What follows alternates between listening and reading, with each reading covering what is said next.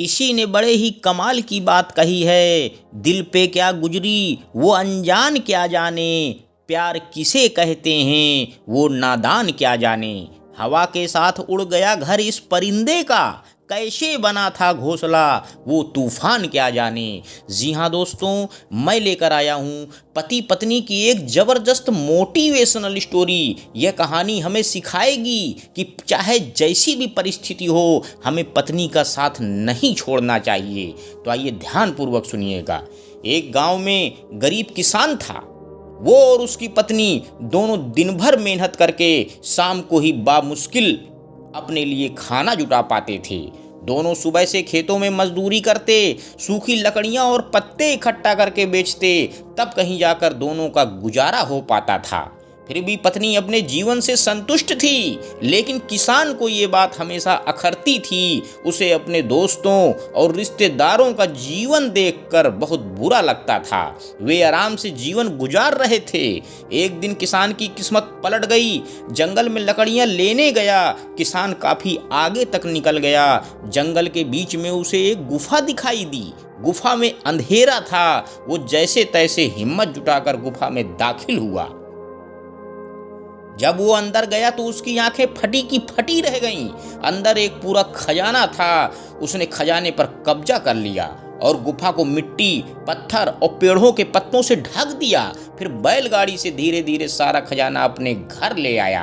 पहले तो थोड़ा धन देखकर उसकी पत्नी बहुत खुश हुई, लेकिन जब किसान रोज गाड़ी भरकर धन लाने लगा तो पत्नी ने उसे रोका, समझाया कि इतना धन इकट्ठा करना ठीक नहीं है। जितने धन में हमारा जीवन आराम से कट जाए उतना आप ले ही आए हो। लेकिन किसान के सिर पर धन की धुन सवार थी। उसने नया घर खरीद लिया, नौकर चाकर रख लिए, पूरे खजाने को अपने घर में सुरक्षित करके रख लिया। धीरे धीरे उसके धनवान होने की बात दूर दूर तक फैल गई।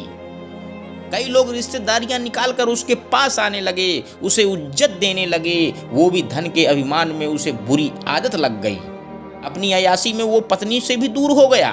उसकी पत्नी को समझ में आ गया कि अब बात हद से बाहर हो चुकी है। वो उसे छोड़कर चली गई। किसान नगर सेठ हो चुका था। उसे उसके जाने का जरा भी दुख नहीं हुआ था। समय बीतता रहा, उसकी अयासियां जारी थीं। जब वो एक दिन बीमार हुआ तो उसने पाया कि उसे अपनी हर छोटी बड़ी जरूरत के लिए नौकरों पर निर्भर रहना पड़ता है। जब उसकी तबीयत थोड़ी ठीक हुई तो वह नगर में घूमने निकला। कोई पहचान न ले इसलिए उसने थोड़ा भेष बदल लिया। उसने सोचा क्यों ना अपने बारे में लोगों से पूछा जाए। घर में आकर तो लोग बहुत तारीफ करते हैं। उसने एक आदमी से पूछा कि नगर में जो अमीर आदमी रहता है उसके बारे में क्या सोचते हो। उस आदमी ने कहा वो तो बेचारा बदकिस्मत आदमी है। किसान ने पूछा क्यों, बदकिस्मत कैसे? उसके पास तो बहुत धन है, राजा की तरह रहता है। वो आदमी बोला भाई, जब वो गरीब था तो उसकी पत्नी उसके साथ रहती थी। वो बहुत समझदार और भली थी। गरीबी में भी उसका पूरा साथ देती थी, पूरी मेहनत करती थी। लेकिन उस किसान के पास बहुत धन आ गया तो पत्नी भी उसे छोड़कर चली गई।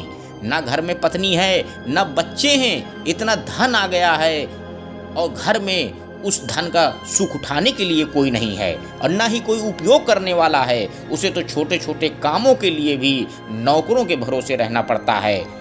जब पैसा नहीं था तो पत्नी साथ देने के लिए थी, लेकिन जब पैसा है तो पत्नी चली गई। ऐसा आदमी बदकिस्मत ही तो है। किसान को अपनी गलती समझ में आ गई।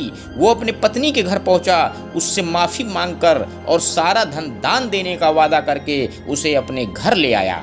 फिर जितना धन उसे जीने के लिए जरूरी था उतना धन रखकर शेष धन गरीबों को दान कर दिया। तो दोस्तों, इस छोटी सी कहानी से हमें सीख क्या मिलती है? गृहस्थी को चलाने के लिए धन तो जरूरी है, लेकिन धन से ज्यादा जरूरी दो चीजें हैं। एक तो पति पत्नी का आपसी विश्वास और दूसरा उनके बीच प्रेम। अगर धन में ये दोनों चीजें नहीं हैं तो धन होते हुए भी उसका सुख नहीं भोग सकते। अंत में दोस्तों बस मैं यही कहना चाहता हूँ कि अपनी जुबां पे मिठास मिलाना सीखो, गिले शिकवे को दिल से मिटाना सीखो। विश्वास और रिश्तों की डोर होती है कच्ची, इसलिए विश्वास और रिश्ते को निभाना सीखो। धन्यवाद दोस्तों। मेरे YouTube चैनल को लाइक व सब्सक्राइब करें।